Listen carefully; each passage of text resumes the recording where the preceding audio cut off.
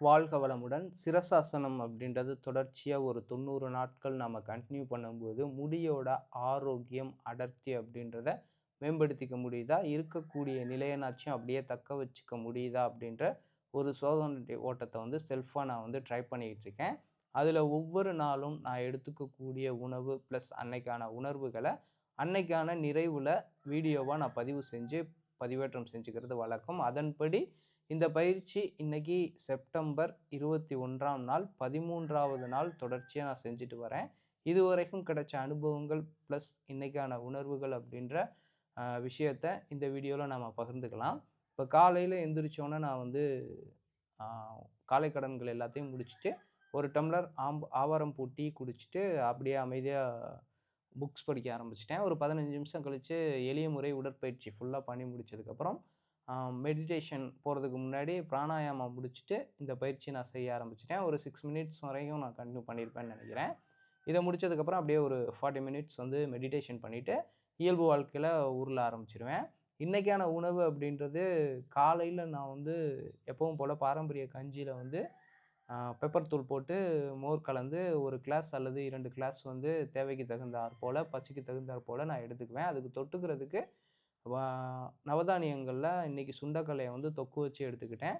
அது இல்லாம மல்லி துவையல் அப்படின்றதையும் வச்சுக்கிட்டேன். காலை உணவு அப்படின்றது இப்படி தான் நிறைவாச்சு. அதுக்கப்புறம் ஒரு 11 மணிக்கு ஒரு வாழைப்பழம் மட்டும் சாப்பிட்டேன். அதுக்கப்புறம் ஒரு 3 மணிக்கு சாப்பாடு எப்பவும் போல சாதம், அதுக்கு தொட்டுக்கிறதுக்கு உருண்டை குழம்பு வச்சிருந்தாங்க. அந்த உருண்டையையும் அ பொரிச்சு வச்சிருந்தாங்க. அவரைக்காய் பொரிச்சு வச்சிருந்தாங்க. அதையும் நான் எடுத்துக்கக்கூடிய உணவுக்கு ஈக்குவலா இந்த காய்கறிகள் பிளஸ் அந்த உருண்டை வச்சிருந்தாங்கல்ல, அதில ஒரு 2 உருண்டை வச்சுட்டு, ஆ போதுமான அளவுக்கு ஒரு 1/2 வயிறு சாப்பாடு சாப்பிட்டுட்டு, இன்னைக்கு இருவேளை உணவோட நான் நிறைவு செஞ்சுக்கிறேன். இதுக்கப்புறம் நான் சாப்பிட போறதில்ல. நைட்டு எப்பவும் நான் வீட்ல இருக்கும்போது சாப்பிட மாட்டேன். வெளியில போயிருந்தா, அலைஞ்சிருந்தா, அதிகமான பசி இருந்ததுன்னா, மத்த நேரங்கள்ல சாப்பிடாம விட்டிருந்தா தான், நான் உணவு முறை அப்படின்றது இரவு நேரங்கள்ல எடுத்துக்குவேன். ஸோ, இன்னைக்கு நான் வீட்லயே இருந்ததுனால, எந்த ஒரு உணவும் எக்ஸ்ட்ரா எடுத்துக்க போறதில்ல. போதுமான அளவுக்கு, தேவையான அளவுக்கு தண்ணி மட்டும் குடிச்சுட்டு, அப்படியே மெடிடேஷன் பண்ணிட்டு நான் படுத்து தூங்கிருவேன். உறக்கம் அப்படின்றதையும் நான் சரி செஞ்சுக்குவேன். உணவு அப்படின்றதையும் சாத்வீக நிலையில, ரொம்ப உகந்த நிலையில, யோகத்துக்கு தகுந்த மாட்டமும் எடுத்துக்குவேன். அதோடு இந்த பயிற்சிகளையும் செஞ்சுட்டு வரேன். இந்த பயிற்சியில இது நாள் வரைக்கும் ஒரு நல்ல ரிசல்ட் தான். நமக்கு மேம்பட்டிருக்க சில விஷயங்களையும் இங்க பார்க்க முடியுது. இதுக்கு முன்னாடி பார்த்த வீடியோக்கள்ல அத பத்தின டீட்டெயில்லாம் நான் ரொம்ப தெளிவாவே பதிவு செஞ்சிருப்பேன்.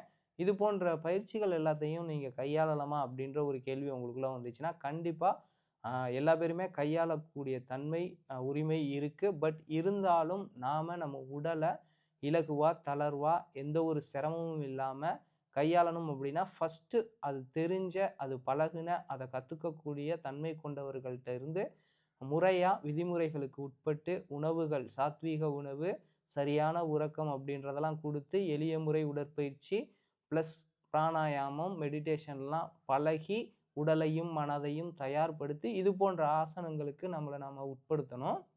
அப்படி பண்ணும்போது, பலன்கள் அதிகமா நமக்கு கிடைக்கும் அப்படின்றது கண்டிப்பா உறுதியா சொல்ல முடியும். நாம செல்ஃபா பண்ணக்கூடிய தன்மை இருந்து செஞ்சுட்டோம் அப்படின்னம்னா, சப்போஸ் நம்மளுடைய போராத காலம் ஏதாவது ஒரு உபாதைகள் வருது, அத நம்மளால கையாளக்கூடிய தன்மை நம்மகிட்ட இல்லாம பயம், பதட்டம் அதிகமாயிடுச்சு. இல்ல உணவு முறைகள் தப்பான உணவுகள எடுத்துக்கிட்டு இருந்திருக்கோம்.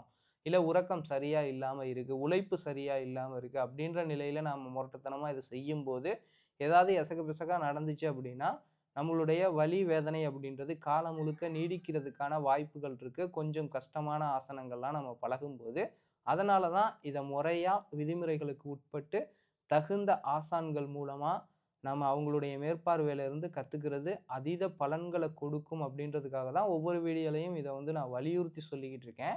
ஏன்னா, இது போன்ற பயிற்சிகள செஞ்சு நாம நம்மளுடைய வாழ்க்கையில நமக்கு தேவையான ஆரோக்கியம், ஆனந்தம் அப்படின்றத எடுத்துக்கலாம். அழகையும் மேம்படுத்திக்க முடியும் அப்படின்றது சாத்தியக்கூறுகளா இருந்தாலும், அத முறையா கத்துக்கிட்டதுக்கு அப்புறம், கரெக்ட்டா ஒரு குறிப்பிட்ட நாள் ஃபாலோ பண்ணும்போது, நாம கற்றுக்கொள்ளக்கூடிய தன்மை, கற்றுக் கொடுக்கக்கூடிய தன்மை, கையாளக்கூடிய தன்மை அப்படின்றத முழுசா இணைச்சு வச்சிருக்கும்போது, நாம செல்ஃபா பயணம் பண்றதுக்கு அது உகந்ததா இருக்கும். இல்ல அப்படின்னா உபத்திரமா இருக்கும் அப்படின்றத என்னுடைய அனுபவத்தின் மூலமா உங்ககிட்ட நான் இங்க பகிர்ந்துக்கிறேன்.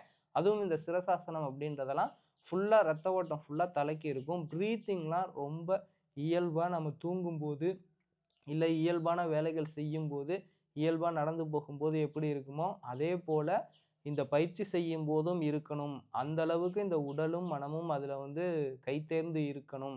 அப்படி இல்லாம அதிகமான மூச்சுக்காத்து இருக்கு, இல்ல ஏதாவது வலிகள் இருக்கு, இல்ல இறுக்கம் இருக்கு அப்படின்னா, கண்டிப்பா அது வந்து உடல்ல வந்து வலிகளையோ, வேதனைகளையோ அல்லது பலன்கள மீறிய பாதகங்களையோ கொடுக்கறதுக்கான வாய்ப்புகள் இருக்குன்றதுனால தான் இத இந்த அளவுக்கு நான் வலியுறுத்தி சொல்றேன். ஸோ இந்த பயிற்சி செய்யும்போது பலன்கள் அதிகம் கிடைக்கும். பட் அத பாதுகாப்பா, பக்குவத்தோட செய்யணும் அப்படின்ற ஒரு விஷயத்த தான் இங்க வந்து நான் உங்ககிட்ட ஞாபகப்படுத்திக்க விரும்புறேன். இந்த பயிற்சியில இதுவரைக்கும் நல்ல ஒரு ரிசல்ட் கிடைச்சிருக்கு.